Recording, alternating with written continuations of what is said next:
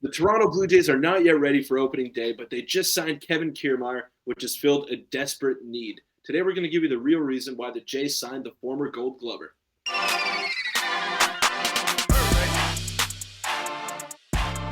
What's up, Jays fans? I'm your host, Peter Vryonis, alongside host Nick Gosse, and we got a lot to get into today. But first, I want to thank you all for the support that we've been getting. It's been unreal, and we're on the road to 5K subscribers by Christmas time. It's looking real good right now. Yeah, it should be very doable. And quick reminder, we're going to be live streaming every Wednesday from here on out. So, because we had a live stream the other day and it went phenomenally. And we'll have more details on that coming up soon. But let's just get right into the video and hit the subscribe button if you haven't already. Daily Jays content. But obviously today, or yesterday, news dropped. The Blue Jays are in agreement with Kevin Kiermaier pending physical. And Peter, obviously you had your short you made yesterday reacting to it. But let's get your thoughts on this move real quick before we break down the real reason.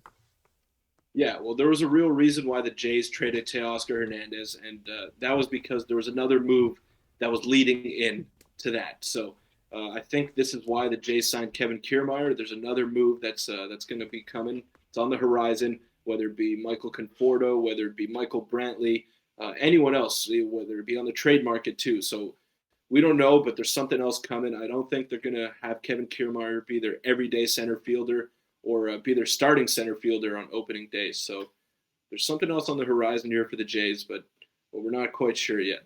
Yeah, I popped a screenshot here. This was posted by Shai Davidi a couple days ago, so before the move for Kevin Kiermaier went down. And it basically said that the Blue Jays could also aim for Michael Conforto, another Scott Boras client they've expressed interest in, to play right field and add someone like Kevin Kiermaier to play a part-time role in center field. Now, this is what he said before we ended up signing Kevin Kiermaier. So like you mentioned, Conforto, maybe this is the first domino to fall. Obviously, Shadavidi is a very reputable reporter, so maybe this is the first domino to fall, and the next one will be Michael Conforto. And like you said, the real reason is that this is the first move to fall, and we needed someone to take over center field, even if it's 100 games a year, just to give George Springer some time in right field, majority of the time in right field. And if we can add a bat like Conforto to play the outfield even more to give Springer more time off, that would be huge. Yeah, well, the main reason why they did this is because you kind of just shaved 3 roster spots off your 26-man roster. So Kevin Kiermaier is Bradley Zimmer, Jackie Bradley Jr., and Raimel Tapia all in one, and he's better than all 3. And you don't have to waste 3 different roster spots on Kevin Kiermaier. It's just one. So you could add as many pitchers as you want. You can have more flexibility on your roster, however you want to look at it. But this is a good move for the Blue Jays. I think Kevin Kiermaier will be a 4th outfielder, but like you said, he'll play 110-plus games, whether that be as a defensive replacement or getting that spot start in center field once a series or twice a series. So it's a great move, and there are some more coming. I'm 100% sure. Yeah, I agree. And honestly, it was a move we haven't talked about too much. A little bit off camera, but on camera, we haven't really touched on Kiermaier too much because, we were kind of hoping for bigger things. But Kevin Kiermaier, he's only 31 years old, and honestly, I think he's underrated by a lot of Jays fans, and we'll get into that in a couple minutes regarding him compared to Teoscar Hernandez a little bit. But Kiermaier's value comes in center field, and I think he's going to start a lot more games in center field than you fans out there might be thinking. I saw a few tweets on that as well. I think it's hard to keep him out of center field. Obviously, when he's in the lineup, he'll be in center field, but his defense is so unbelievably good still at this point in his career that his value, even if his bat is, if he can get to an average bat, he would be, an elite player like he used to be in, earlier years. But another screenshot to pop up here. Joe Siddle, Sportsnet guy. Always love watching Kiermaier play. A nice ad. Let's be patient evaluating the offseason in December. I have a feeling there is so much more to come. Calm before the storm. Big splash. I think so. Now, whether he has sources or not, he's obviously very in tune with the Jays and talks to a lot of the actual players and reporters. I think everyone started tweeting this out. Another big move is to come, and I'm on this. I think it's going to be either Brantley or Conforto, and Brantley makes a lot more sense now that you added a glove-first outfielder, because obviously Brantley, he's not the best outfielder, and he's going to be playing a fair bit of DH, especially if they move a catcher, but Brantley might be more plausible now as well.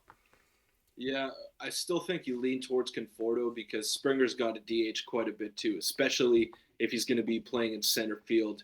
So no, you still I think, got to aim for Michael Conforto here and try to keep Springer to DH as much as possible. You don't want to have like a full-time DH like Brantley has been in the sense like with the Astros there. He's DH'd a lot. Obviously, they have Yordan Alvarez, but he gets hurt a lot, and he's another guy that you can't really rely on to play in the outfield too much. So I think Conforto would be the main guy, but obviously we've touched on him here. Brian Reynolds, that would be the main guy that I would go for. I'd love Brian Reynolds. That would be the perfect fit, and that would make the whole offseason come together for the Toronto Blue Jays. Yeah, we had a video on that yesterday, and imagine an outfield of, Lourdes, Kiermaier, and Reynolds with Springer DHing. That would be phenomenal as well with Kirk catching, and depending what else you do with the other people. But obviously, Kiermaier, he's probably going to play, like you said, 100, 110 games. And if he ends up being our starting outfielder by opening day, that would be a bit, a bit rough for most Jays fans. And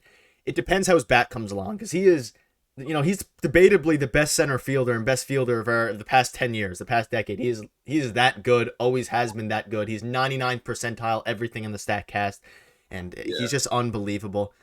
This is by Ben Nicholson Smith. He said, on paper, Brantley and Conforto would make sense. Blue Jays have interest in both. Trades also possible. So everything is pointing to Brantley and Conforto. Now, obviously, throughout this offseason, so far up until this point, we've been linked to a lot of players and haven't gotten them. But I truly believe that a Conforto or Brantley, and I'm like you, I'm leading towards Conforto. I think it's very, very possible. Now, I'm going to touch on this really, really quickly. In case you guys didn't know, he has the most defensive run saves of this generation since 2015. And I don't know if you want to touch on how good this guy is defensively, Peter, or anything else you want to touch on before I get into the final screenshot, but he is that good defensively. That is of any position, by the way. It's not just center field. That is of any player since 2015. Yeah. Well, Jays fans know Kevin Kiermaier terrorized us for the longest time. I hate playing in the Trop. Just I'll get that out of the way. I hate watching the Blue Jays play in St. Petersburg. It's like kind of like the gulag in Call of Duty. It's just like it's dark and it's like you go there and your dreams go there to die. That's basically what the Trop is. And it doesn't help when you have a black hole in center field like Kevin Kiermaier, where whatever you hit towards there is getting caught. So we know how good he is defensively. And you mentioned an outfield of Kiermaier, Lourdes, and George Springer. Imagine an outfield of Brian Reynolds, Lourdes Gurriel Jr., and George Springer in right, and then Kevin Kiermaier coming on as a defensive replacement late in the game. That's one of the best outfield combinations in all of baseball. So I think you got to go all in for Reynolds, but the guys that you mentioned, Conforto and Brantley, are pretty good options as well, and left-handed bats, so those would help us out quite a bit too. Yeah, and that would be phenomenal.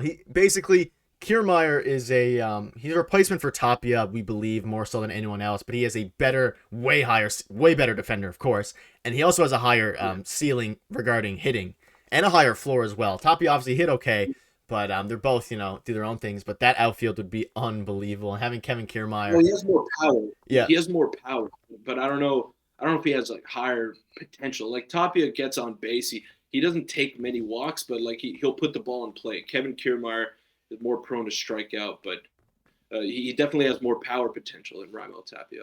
I'll give him that for sure. And Kiermaier had a few good years there hitting, so yeah, either one. But either way, he's a way better defender, and they're going to be using him as a replacement, kind of like the Bradley Zimmerman well. And Kiermaier, as good as Bradley Zimmer was, Kiermaier is still a better defender than Bradley Zimmer.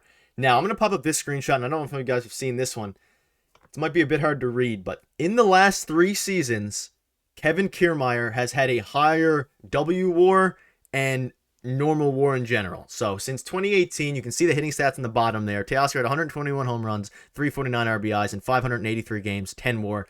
Kiermaier had an 11 WAR in a bit over 100 less games. And people on top, you can say, I think people understand how good Kiermaier is when healthy. His basic stat line is sort of ugly, but he's literally one of the best center fielders in our last decade. That was a bit of a wake-up call for me. Obviously, his health is a major issue. He will slowly decline over the next... we still don't know the terms as of the time of recording. Maybe the terms will be out when the video goes up, but he is still... Last year, he was still 94th percentile sprint speed, 96th or something like that percentile arm strength, so his defense hasn't declined too much, and he is... Underrated is an understatement regarding Kiermaier. No, he's a very good player, but I still don't feel comfortable going into the season with just this outfield core right now for the Toronto Blue Jays. I still think they need to have another addition there, whether it be, like you said, Conforto, Brantley. There are so many options out there. The Jays did strike out a lot in free agency, but it's not chalked. The offseason is not done, and they're still going to be able to go out there and make their team better. Now you got to focus a lot on pitching. Once you get your outfield shored up, you gotta go out there and get a pitcher. But it's looking okay right now. We're only in December. No need to panic. We were panicking a couple days ago, but I've calmed down a little bit since we got Kevin Kiermaier. Not in the sense that I think we're a World Series contender yet, but we're getting there. We're getting there slowly but surely. Yeah, it's a step in the right direction, and it's an upgrade on what we had when we didn't, like before we had Kevin Kiermaier, and that's kind of what you can only hope for now. We get Conforto. That's if we don't get Reynolds and we get Conforto, that's still a very solid outfield, especially if we address our pitching, in the by trade. But Kiermaier, kind of just a shout out video to him. He's way better than I thought he was, to be honest. I cannot believe he had a higher WAR than Teoscar Hernandez, but that just goes to show that people earn their value in different ways. Yeah, people earn their values in different ways, and where someone's, Teoscar's not a great defender, a pretty bad defender. Kiermaier makes up for that in the defending department. But that'll wrap up this video. Again, we're gonna be starting live streams every Wednesday, so keep up to date on that in the videos, and we'll see you guys in tomorrow's video. Thanks.